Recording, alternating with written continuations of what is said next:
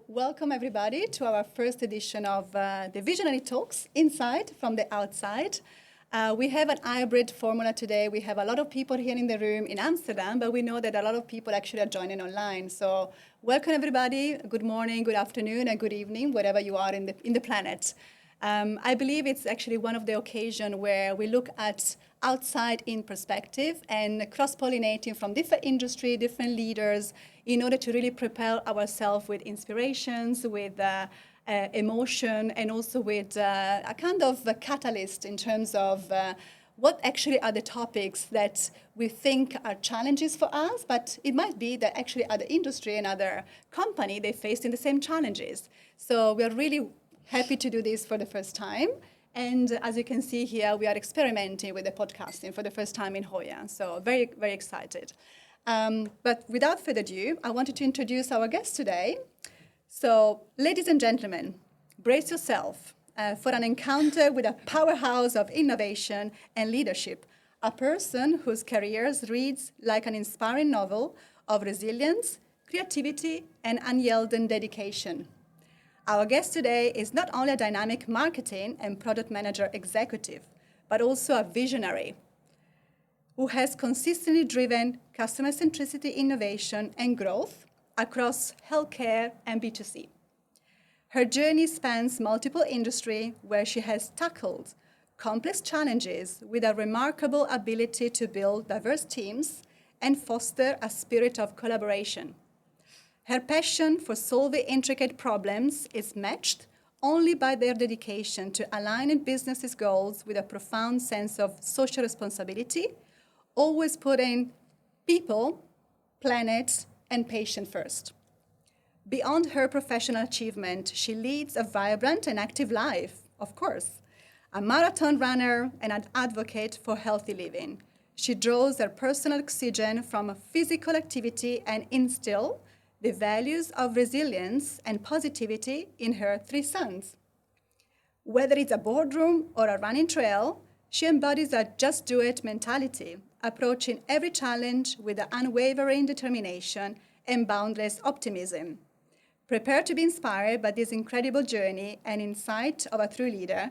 Without further ado, please welcome Margriet. You can applaud. A long introduction, but deserved. Deserved. So my name is Pamela, if somebody is wondering, and I'm very honored to be the moderator today. As anticipated by Andrea, we have a few questions for you. So let's get started. In your extensive career, you have undoubtedly witnessed and contributed to the evolving landscape of leadership. Could you share some key challenges and maybe some breakthrough that you have encountered along the way, and you can inspire us with that? Yeah. Well, first of all, thank you for the best intro I have ever gotten. And thank you for having me over here at HOYA for this inspirational talks. I think it's really good to cross-fertilize and to hear from the outside that I think probably we share a lot of the same challenges and look at opportunities in the same way, but there might be also some differences. And when I looked at the HOYA mission, I saw that we actually share a lot as well in terms of the passion for partnerships, passions for innovation, people and patients, but most important, that we want to enable healthcare professionals, in your case, eye care professionals, to help their patients better. So today I am leading the product management, marketing, clinical and design team for the global MR business, part of Philips Health Systems, MR magnetic resonance, MRI scanners. It's a global operation, and we have different team members in China, India, US, and in the Netherlands, actually covering the whole world. And we globally develop the products and the roadmap. I have a history, and this comes to what I've experienced and how I have grown. I have history of working in businesses that really have a transformational character, businesses under stress. So I started my career in consumer electronics. I also worked in Sony. That was the time when there was a change from CRT TVs, you may remember for the older generation, these big TVs, the shift from CRT to flat TV was a massive change. And that pulled actually also a lot of the margin and profitability out of that segment. So heavy competitiveness. And that was the time I started working in consumer electronics. Then I moved into the lighting industry, which came across where that was the moment when light bulbs moved into LED. Again, a lot of competition, a lot of pressure on costs and margins.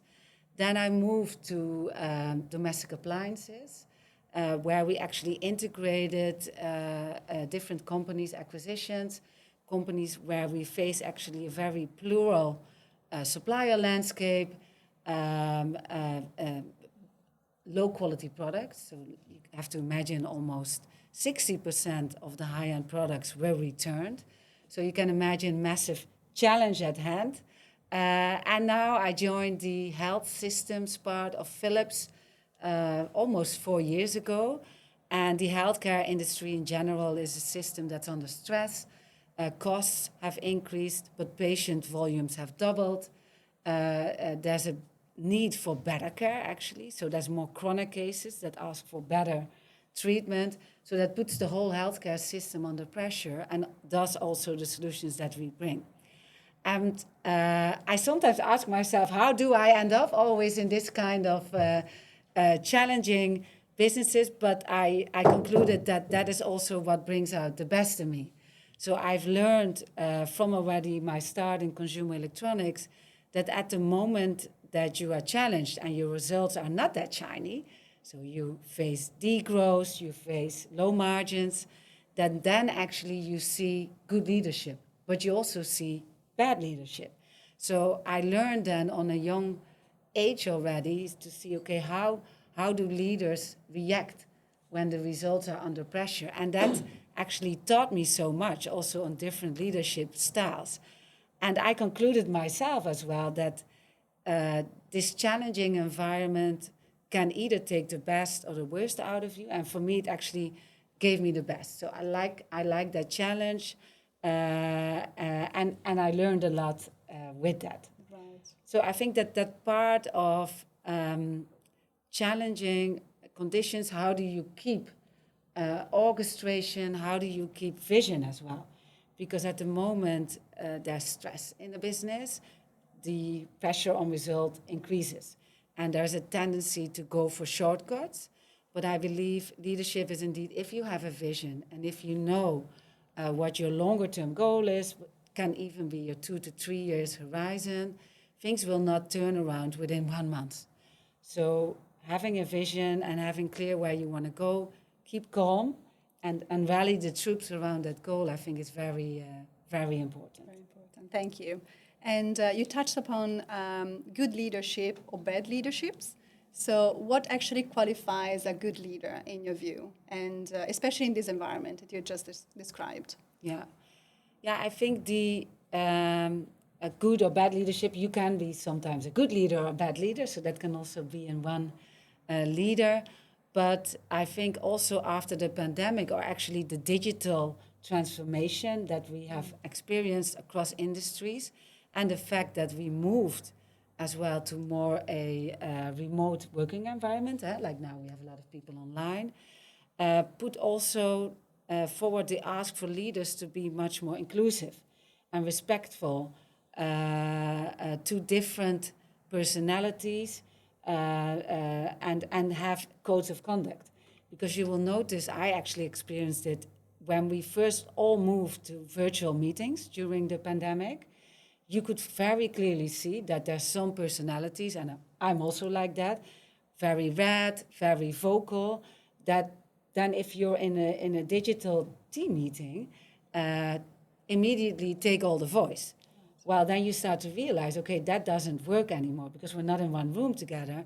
So you need to get into codes, not only of raising the hand, some people like that, some not, but you start to realize, I have missed the voice of a whole team after half a year.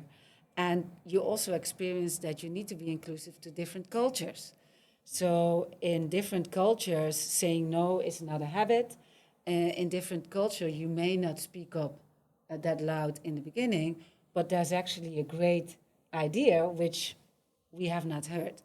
So what I strive to is what we call, or what I call and my team call, the 5Gs, having a good spread of generation, so different in age, geography, gender, but also a growth mindset and some glam. And with that we mean try to be inspirational. So this is the mix of people that I like to work with.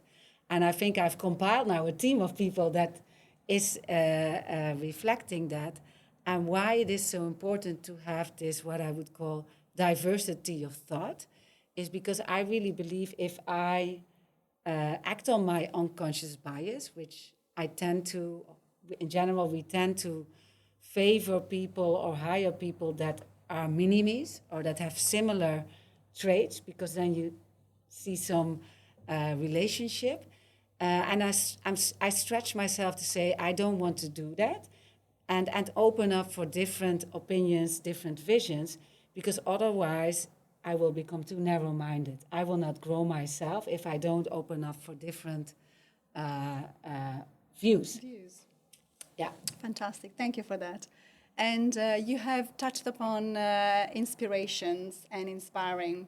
So I believe that this session is also here to be a catalyst of inspiration, of course.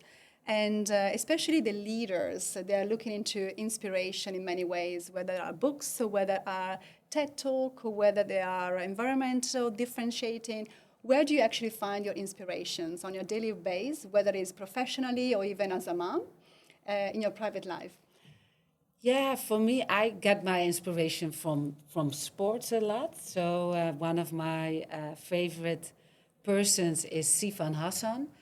And that is not only because the accomplishments she does are amazing. So I don't believe that everybody needs to be a superwoman like her and win a gold medal on the 1500 meter, 5 and 10 kilometer in one Olympics, which is of course an amazing result. And in this Olympics, she will add the marathon to it. But what I find so appealing of her, and I love to take that from her, is her mindset. Because she falls, she gets up. And there's example that she fell and then wins the race, and then everybody's like, oh, this is so heroic. But there's many examples that she did fail, where after the race, she is also upset with herself. She said, yeah, I just was not good enough, and I'm not happy. So she's really expressing it. But then she quickly regards herself, says, okay, that means I need to be better the next time. And I like that energy. So you fail, you learn, and you start to analyze, okay, what actually went wrong? And now there's a game plan to do it better next time. But it's not bad to fail, right? And I believe in sports you see it often. For example, the Dutch football team, which some of us think is the best team in the world. But what if the Dutch football team is playing in the European Championship and they lose a match with 4-0? Then the whole Netherlands will say, oh, they should have done this, they should have done that. Everybody starts analyzing what went wrong, change the coach or the player. And then everybody, of course, also the team itself, they will have talks together where they say, okay, what are we going to change for the next time to come better to the field?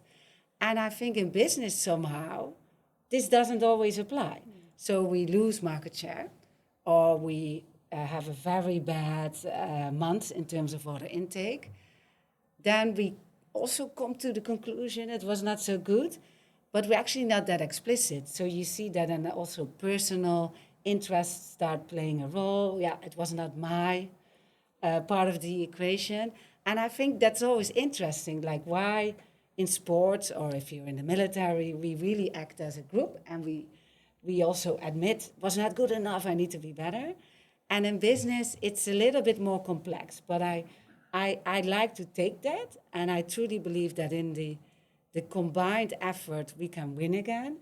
And also be open, okay, that was not good enough. I didn't perform good enough, but now how am I going to do this better? Right. Yeah, it's very inspiring.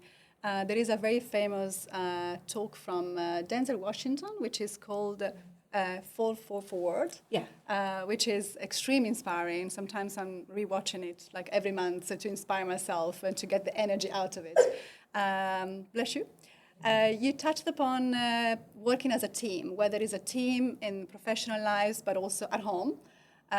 You as a mom of 3, and we have a few moms here today, and maybe of course, online, or maybe mom-to-be. How do you actually juggle in between professional lives and being a mom, full-time mom of 3 younger boys, and busy lives? It's a question that's very often I ask myself, looking at you as a mom and a very inspiring leader. Yeah, I get that question actually always Often. a lot, but for me it has never been because I love my sons, but I also really love my work and I love my sports as well. And I always believe I am a better mom if I also take the time to do my running. At the end of the day, I am very well organized with my husband as well, so we share the same passions. It requires some really good scheduling, of course, but I've never experienced this as any roadblock to either my professional development or being a good mom or father, right?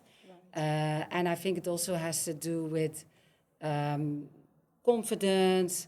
I know that, as a mom, you may feel I'm at school and there's a pressure as well that you also, there's a lot of activities at school and maybe you think I'm not a good mom if I can't participate.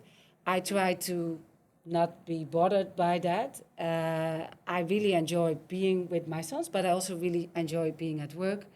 And I think you really need to have a fair balance between husband and wife, or if you are 2 partners of the same gender that have a baby at home.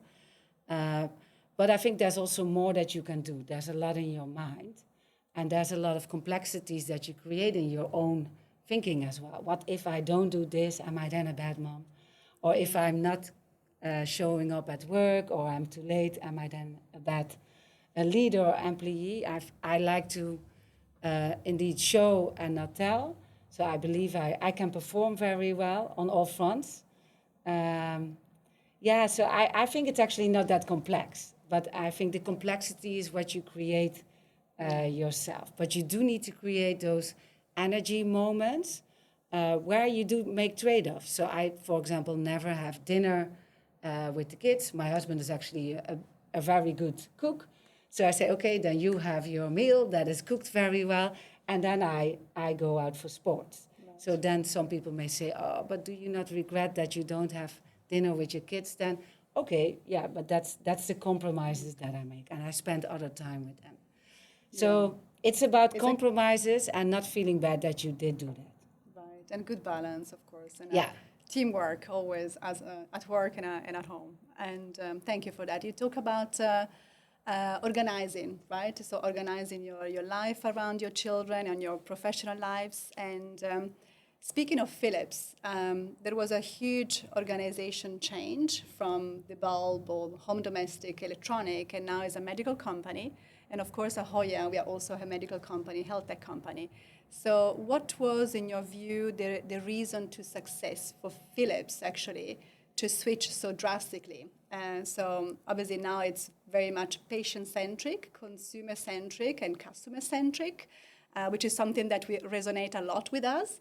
Can you just elaborate more on this huge shift, and what was actually the reason to success? Yeah, indeed, that has been, it still is a big shift where all the consumer electronics, lighting, also the entertainment, and now the domestic appliances businesses have been spin off. They still operate sometimes under the Philips brand, but our full operations are now 100% dedicated to healthcare. Healthcare, and the rationale is of course also strategic. Healthcare business, double-digit growth worldwide, any market in the world, and will continue to expand. So there's a huge opportunity. The reason for Philips also to make that shift is coming from the innovator heart, right? We already were in healthcare actually for years with a lot of acquisitions, but that part of Philips has not been that dominant, and that shift we now made. And I believe what is part of the different position that we have as Philips is the innovator heart combined with the patient and people centricity. And that's also what I hear. We work with healthcare professionals, with top institutes across the world in our product development as well. So it's different than in B2C, where you actually develop in an R&D facility. In the solutions that we develop, you need to be on at a hospital site or in a healthcare institute to co-develop.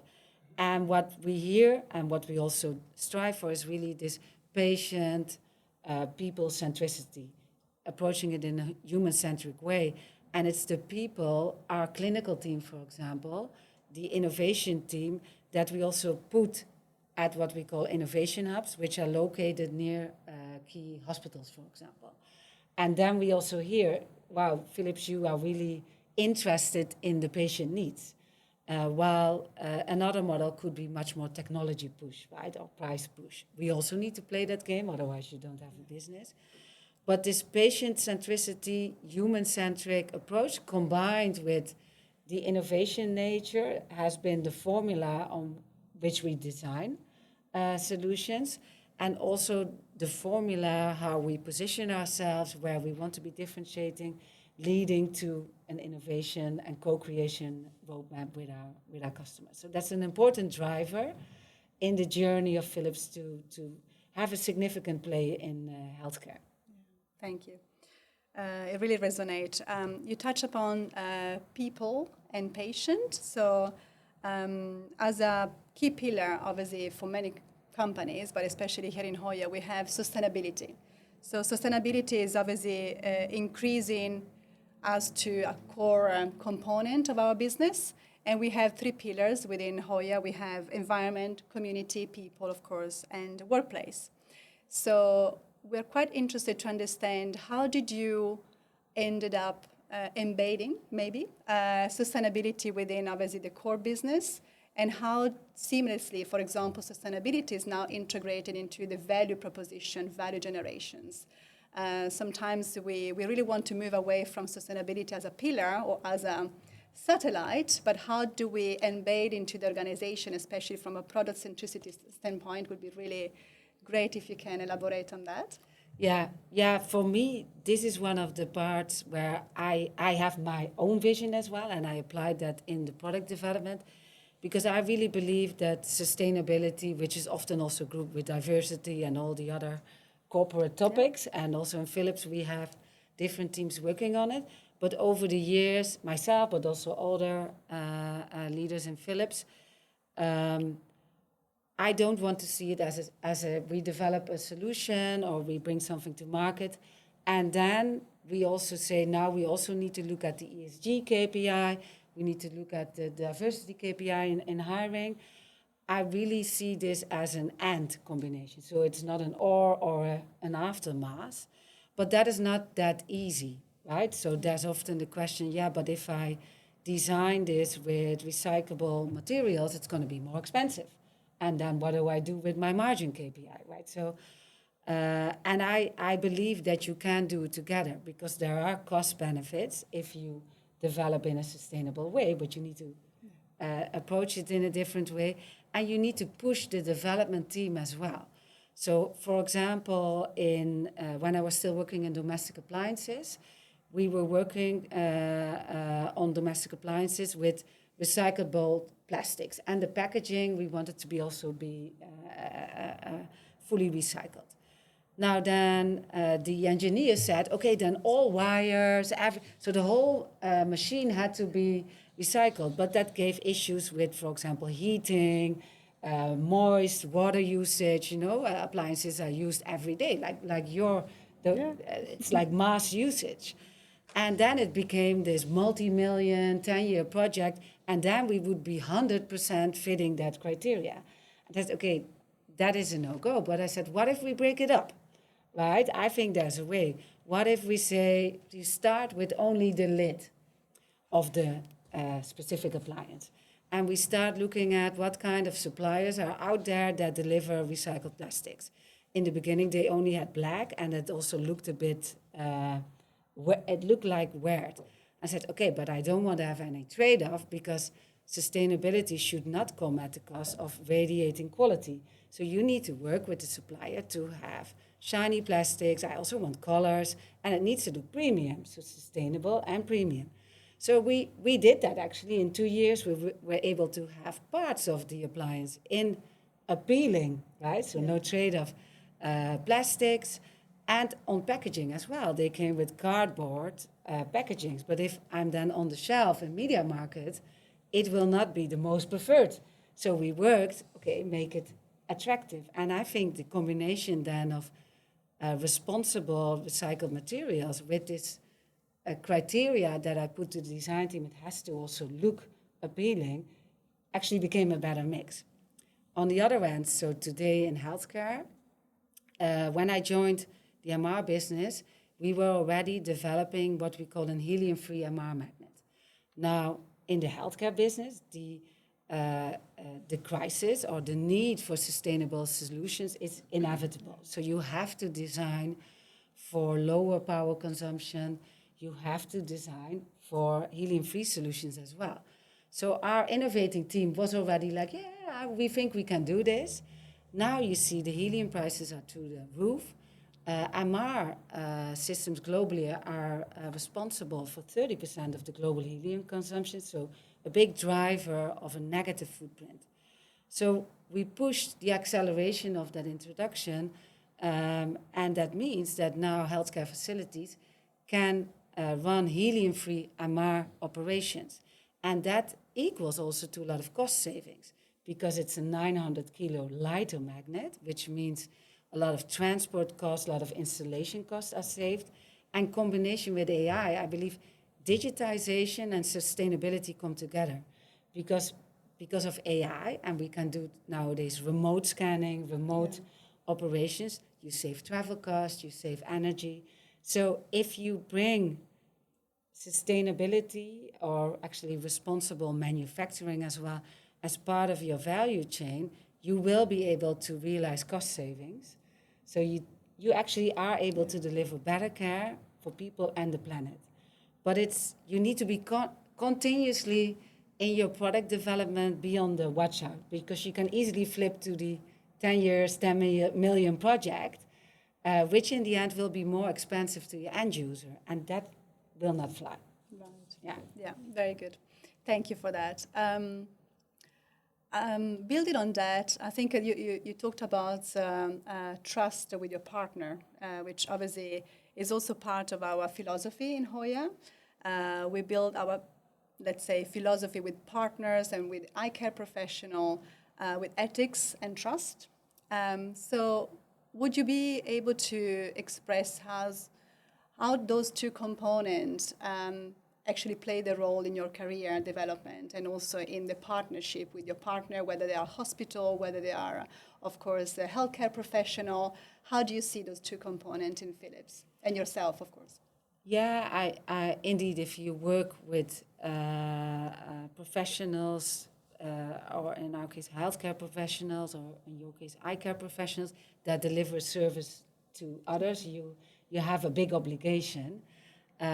But I translate the ethics topic, so you need to be reliable and predictable, right? So they cannot deliver a bad service because we are failing in our commitment. I think that's more on the business part. But on the ethical part, it's a lot about be aware, again, with also social media and everybody now. This is recorded. What you do on Teams is being captured. What you send in an email is captured. And I believe that has become more and more prominent. So this is also what I say, indeed, the codes of conduct have become much more visible. So I have experienced earlier in my career that you may think, okay, this is an email and I reply to all and you say something. It can hurt you really bad. So always being aware. In Philips, we have those codes of conduct. They are there and you just walk by. But if you see examples where it goes wrong, you're like, oh, I didn't even realize that it can have such an impact. So those codes of conduct, I think, are really a good practice to always have them visible, because you tend to forget. And now also that everything is being recorded, I think for leaders as well, we had situations, it's not in Philips, but outside the company, where there was a town hall, similar like this, and in times of stress, like really more aggressive behavior, but that was recorded, and that is easily shared around, and then young people are faster than the communications team. So be aware of that, and that was not happening before COVID, that everything is recorded. So I think there, it's about codes of conduct, be aware, but also it is also a better place to work for your partners and yourself if you are just respectful. Indeed, it is about giving a voice, listening to people that are not that vocal, but also in the way you communicate. It says a lot, and partners will notice that. It's immediately, you can feel the DNA of a team, if it's a safe place or if there's some friction. Yeah. You radiate that outside as well. But in Philips, the way it's approached is you have codes of conduct. We also have what we call the speak up teams. So if somebody doesn't feel respected or feels the need to speak up, there's this dedicated line that they can go to, and that is really taken seriously and followed up as well. Yeah, very good. We also have it here indeed. I'm looking at the HR team, of course, they're very actively involved in this, and of course also the Chief Compliance Officer as well. I think we are reaching probably the end of our time, but I would love to open up for questions, whether there are some questions online or whether there are some questions from the audience here. And please let us know if you have any questions. Yeah, of course. Maybe I will repeat it because for the sake of the podcasting. So there was a major setback in Philips, right, a couple of years ago. How do you remain resilient to get that trust back from your patients after the situation with the devices? Yeah, so should I repeat it? So Robin asked the question with regard to the accident that happened in Philips with the devices. A lot of product had to call back. So talking about trust, how did you anyway overcome the situation and keep building trust with the patient and obviously with the professional, care professional? Yeah, indeed. It's actually years ago, but it's still an important part of the organization, right? So since that time, internal and external, those quality issues, right? That we know the recall, a lot of engagement with the federal authorities in the US has put a lot of pressure on that team. The way it has been handled is that team has also been protected in that sense. So from an HR perspective, dedicated follow-up, because it's a different team than I operate in, but we internally also want to act as one, and we don't want that team to be fully exposed to the questions, a lot of feedback on how things could have been done better, and that's happening every day. So a lot of HR interventions, and towards our partners, it has meant a lot of leaders, executive, actively continuous communication. I think communication is the key to keeping the trust of your partners. In the part of the business that I am in, actually those are radiologists, so not directly impacted by this recall, but, and this is why it's so important, we need to show that we are a trustful partner that deliver quality solutions. So what we have done is the quality criteria to all our products have been heavily intensified. And this is the conversations that we have. Okay, how do we balance that, right?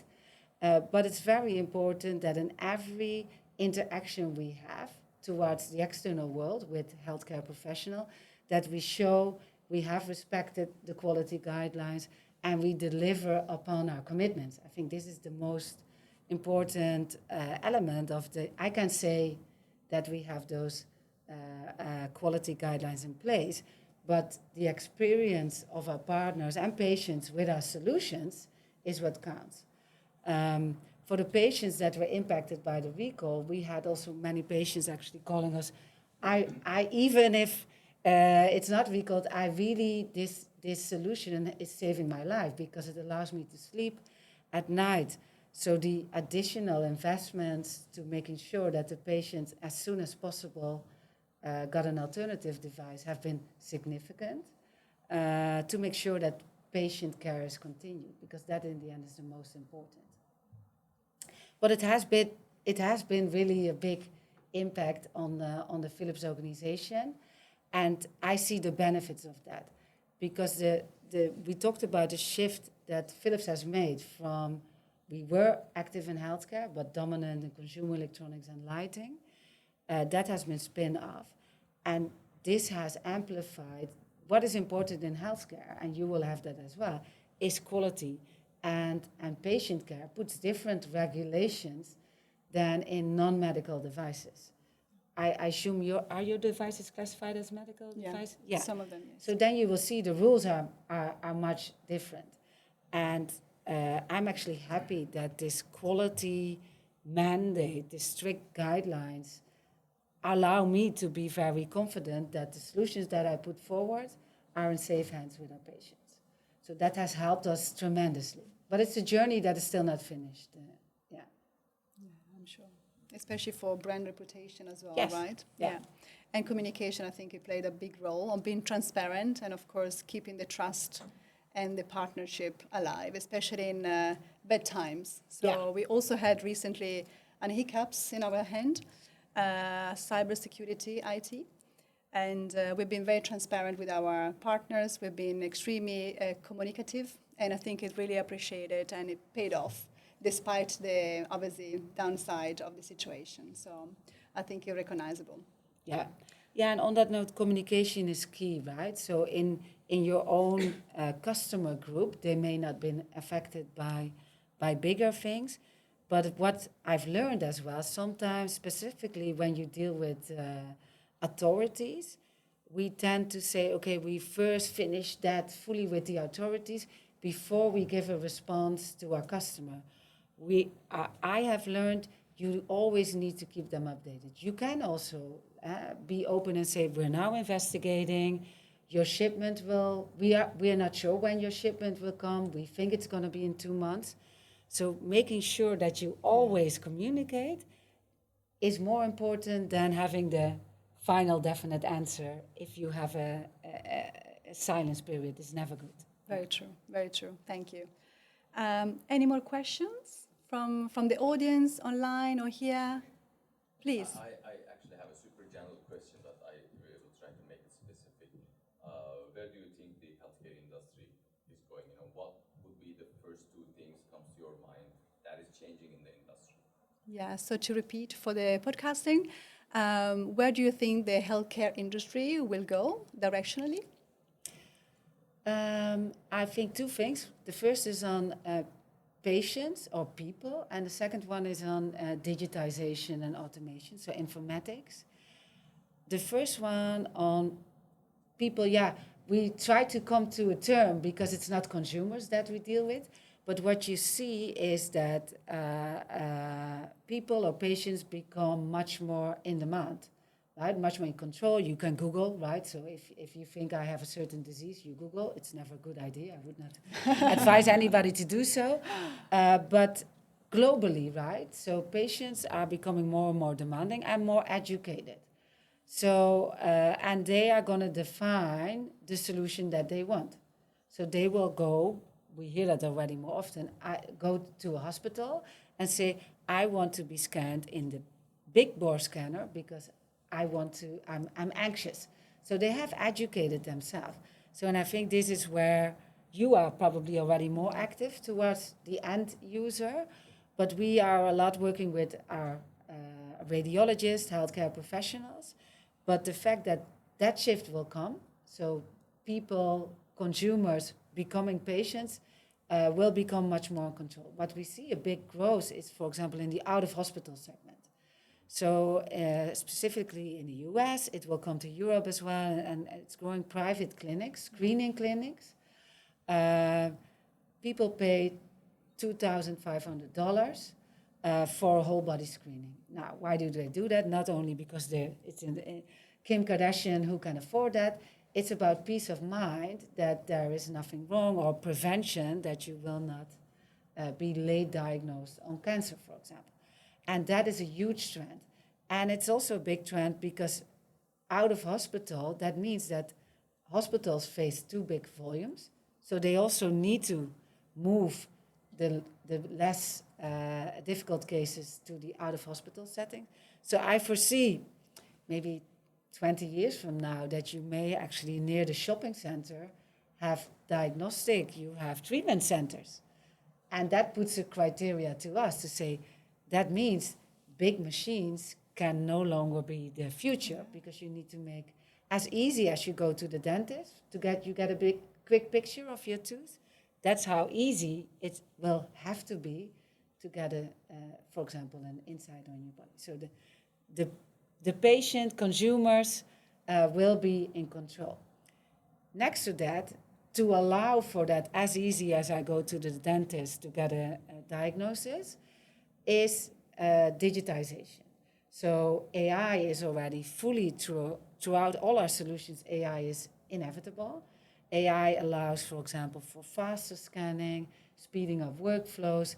If you arrive at a hospital, they can tell, okay, this is Pamela. I already know all the background. This is going to be the protocol. So it's huge, and it gives actually better outcomes. There was, AI has been, I think in the past 5 years, also gone through the change curve. So a lot of radiologists or interventionalists were hesitant because they had, specifically the older generation, to believe that AI would change the outcome.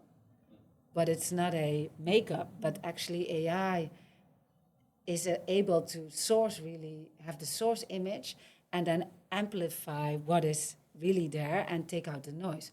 But that took really, I think, the past 5 years. But now you see the younger generation, well, actually it's about vision. So you have to, it's interesting. Yeah, interesting. So you have to imagine radiologists have been trained, even in the beginning with photos they put on a clip. They have been trained to look at images. So their whole 8 hours or even 12 hours of a day is in a dark room and they look at an image. And they are used to noise in an image. So you see a bit of a blurry image. Now comes AI. And the difference is like huge if you take honor of your classes. And they actually rejected that image because it's too sharp. And their brain has been set to a certain way of seeing images, to a certain way of treatment. Younger generation is seeing in a very good way. So this is huge. But the digitization, what you see now, the exam time, workflow time, the time that you spend in the hospital before you get to your treatment will speed up. Will take 10 minutes in the future. Now the big thing in healthcare is data. So you will have massive amount of volumes, and the data, you could already see Google, Amazon, the big Microsoft, they don't want to be bothered probably with the equipment part because that's high effort, low profitability. But there's this big, not yet consolidation. There's a lot of third parties, little startups. How do we treat the data? So today, hospitals also data is stored in the cloud. What I just pictured, Pamela coming in and they can immediately predict the care pathway, depends on the cloud, on the data that is stored on you. And I, as a patient, also want to know actually my full track record. So that's already huge data, healthcare data stored in the cloud. There's a lot of security issues with that. But I know for sure that indeed the Amazons, Googles, Apple is watching everything already. And this is, I don't know when it's going to happen. There's probably going to be one dominant player because you cannot work, I cannot have a setup as a vendor with this hospital is using this cloud solution, this hospital, it will not work because as a patient, you also move. I move to Italy, well, then I don't want to change my whole personal passport. So this is going to be, this is going to happen in, I think in the next 10 years. Yeah. Fantastic, very inspirational. Finally, what would you say are the younger talent? You just talked about the younger generation. So obviously we have younger talent here with us and also online. What would be your advice as a leader and obviously as a growth career path for them? Yeah, I would always say, well, find your passion. That applies for any generation. Try to see where you get power from, right? How do you re-energize yourself? You will be a better employee. You will be a better friend, colleague, or person. So find your passion, but also find your vision for your work, right? I actually have been in any industries, and even if I look at what you do, I'm already trying to see, okay, where can this industry go? What are opportunities to grow? So always keep an open mind, and for the younger generation, challenge the older generation, and yeah, never get stuck into, well, we have already looked at that, it doesn't work. So yeah, be powerful. Yeah, very good. Stronger, very strong. Well, with that, I think it's good to conclude the session. I just wanted to say a huge thank you to Margriet. Hopefully you had enjoyed and got inspiration and, of course, a lot of nuggets that you keep for yourself or to really elaborate within today and the next weeks. Thank you for coming. Thank you. It was very inspiring, very refreshing, especially because we have so many things in common in the healthcare industry. So hearing from the outside, I think is very enriching. Personally, I enjoy very much having you. I know Margriet since 1st of September 2011, and it's very inspiring to have you here and host you, of course. So thank you very much for everybody. Also listening online, and a big applause virtually to the HOYA United, which they have helped tremendously on making this happen. Thank you very much, everybody. Thank you.